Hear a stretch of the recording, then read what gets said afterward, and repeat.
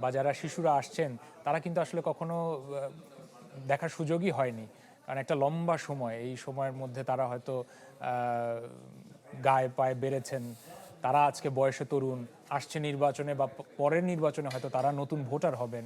খুব স্বাভাবিকভাবে তাদেরও আগ্রহ রয়েছে মনে, এবং মনে অনেক প্রশ্ন থাকাটাই স্বাভাবিক।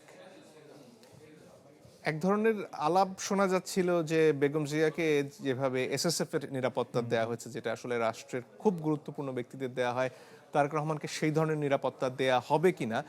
এখন পর্যন্ত আমি সেনাবাহিনী, বিমান বাহিনী, পুলিশ সহ, বিজিবি সহ তাদেরকে দেখলেও এসএসএফ এর কোনো উপস্থিতি দেখতে পাইনি। তাতে বোধহয় এটা স্পষ্ট হচ্ছে যে আসলে প্রাথমিক নিরাপত্তাটা সিএসএফ, অর্থাৎ বিএনপির নিজস্ব যে নিরাপত্তা বাহিনী, বিএনপি চেয়ারপারসনের জন্য, চেয়ারপারসন সিকিউরিটি ফোর্স। ও তিনি সম্ভবত বাসে করেই যাচ্ছেন, তিনি গাড়িতে ওঠেন। হ্যাঁ, মানে এটাও একটা গুরুত্বপূর্ণ ব্যাপার। আমরা দেখেছি যে সকালবেলা তারেক রহমানের নিরাপত্তা দিতে যেই বুলেট প্রুফ গাড়ির কথা বলা হচ্ছিল, গণমাধ্যমও এটা প্রকাশ করছিল যে সেই বুলেট প্রুফ গাড়িও কিন্তু সকাল থেকে হাজির ছিল। এই পাশেই দেখতে পাচ্ছি হ্যাঁ, যে ল্যান্ড ক্রুজারের একেবারে সর্বশেষ মডেলের গাড়িটি সেখানে আছে, কিন্তু তারেক রহমান বাসে করে অন্য নেতা কর্মীদের সাথেই আসলে এটাও কি একটা জনসমস্থলে কৌশল বা যাচ্ছেন। বার্তা দিতে চাইছেন, কি মনে হয়? আমার মনে হয় জুলাইয়ের পর থেকে আসলে তারেক রহমান তার বিভিন্ন সামাজিক যোগাযোগ মাধ্যমে দেওয়া বক্তব্য বা গণমাধ্যমে যে তিনি সাক্ষাৎকার দিয়েছেন, সেখানে স্পষ্টতই রাজনীতিতে একটা পরিবর্তনের ইঙ্গিত দিয়েছেন।